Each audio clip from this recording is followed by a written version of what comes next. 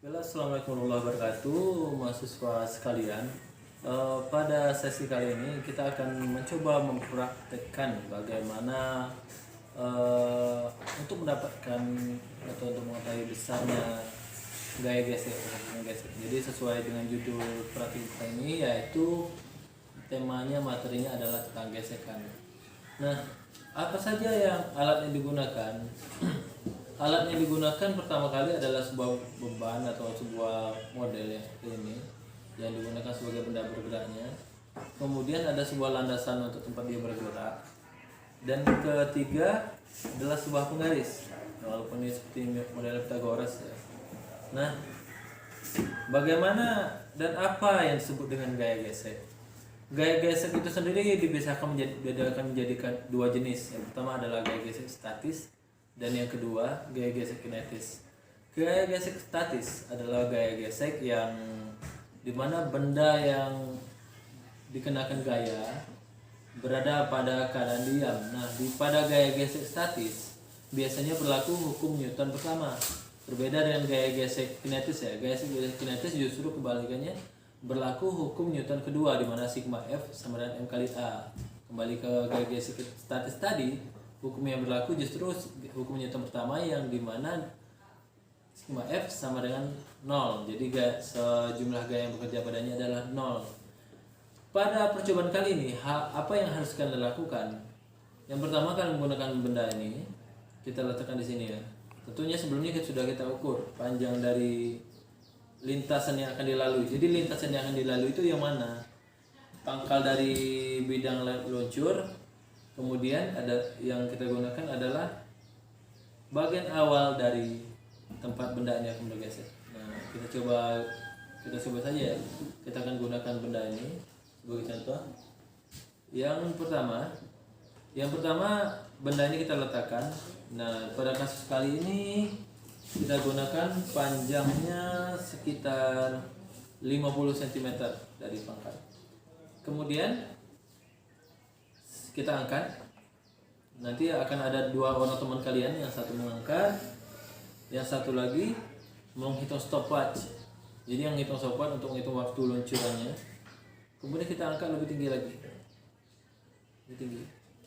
Oke. Kita hentikan ketika benda tersebut bergerak. Nah, ketika benda tersebut mulai bergerak, kita hentikan dan kita ukur. Apa saja yang diukur? Yang pertama adalah pangkal ini, jarak yang benda tersebut meluncur hingga sampai ujung. Yang kalian ukur adalah ujungnya adalah bagian ujung dari bidang, bukan tempat benda tersebut berhenti, karena benda tersebut berhenti bisa di mana saja. Nah, kedua yang diukur adalah ketinggian ini. Dari tempat awal luncur ke tepat di bawahnya bidang ini ya. Ketiga, antara titik yang ini tadi yang di bawah sini dengan pangkal yang tempat ujung bidang luncur. Nah, jadi akhirnya bentuk dari bidang luncur ini akan seperti Pythagoras. Nah, nanti kalian akan dapat menentukan berapa besar sudutnya menggunakan teorema Pythagoras, di mana tangen adalah sisi sini per sisi ini, atau saya sering gunakan depan per dekat, atau dalam buku matematika biasanya disimbolkan dengan Y per X. Saya rasa itu untuk kali ini. Selanjutnya bagaimana dan detail dari pengisian eksperimen ini akan dijelaskan oleh asisten. Terima kasih. Assalamualaikum warahmatullahi wabarakatuh. Baik, assalamualaikum warahmatullahi wabarakatuh. Di sini kami akan mempraktekkan tentang teori gesekan. Yang pertama yang digunakan itu adalah papan luncur atau bidang luncur dengan panjang sekitar 60, dan yang akan kita gunakan yaitu adalah yang mulai dari panjang 40, 50 hingga 60. Namun yang di sini yang kita praktekkan pertama kali menggunakan panjangnya 50 cm dan juga menggunakan suatu bebannya ini seperti ini bentuknya. Lalu akan dipraktekkan oleh teman-teman saya ini.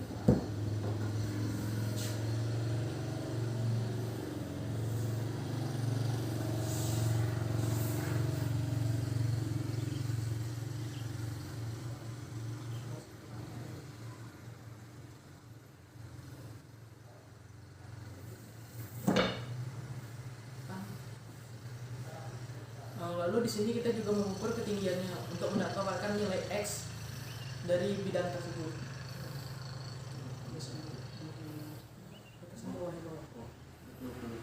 Nah, di sini kita mendapatkan ketinggiannya itu sekitar 20, yaitu dengan jarak S 50. Maka di situ kita nanti bisa mendapatkan nilai X untuk bidang datar tersebut. Lalu kita lanjutkan untuk percobaan yang ke-40 dan 60. Mohon maaf sebelumnya tadi sudah dari kita juga jangan lupa menggunakan stopwatch itu untuk menghitung saat beban tersebut meluncur.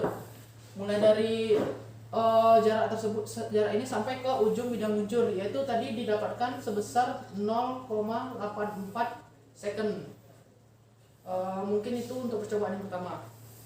Assalamualaikum warahmatullahi wabarakatuh. Pada kesempatan ini saya akan menjelaskan cara perhitungan dari praktikum gesekan. Pada video awal tadi kita telah mengetahui dasar teori dari pelaksanaan praktikum ini yang dijelaskan oleh Pak Budi. Kemudian telah dipraktekkan bagaimana cara pengukurannya oleh mahasiswa. Kemudian pada kesempatan ini kita akan melakukan perhitungan dari pengukuran tadi ya. Nah, dalam percobaan ini kita lakukan 3 kali percobaan. Kita membutuhkan data itu adalah data X ya. Data yang pertama adalah data S. Data S ini adalah data dari panjangnya bidang luncur ya, dari panjangnya bidang luncur ini. Misalkan panjang bidang luncur ini 50 cm, maka kita tuliskan 50 cm. Nah, kemudian T ini adalah waktu yang dibutuhkan oleh benda bergerak dari tinggi 50 ini misalkan ke batas akhir dari bidang luncur ini. Misalkan didapatkan dengan pada jarak 50 cm adalah 0,37 detik atau sekon ya. Kemudian kita menghitung nilai H. Nilai H ini adalah nilai dari ketinggian ya antara bidang miring ini dengan bidang datar ya di bawah ini. Misalkan pada meja ini ya. Misalkan pada meja ini ketinggian antara bidang luncur ini yang miring dengan bidang datar meja ini ya.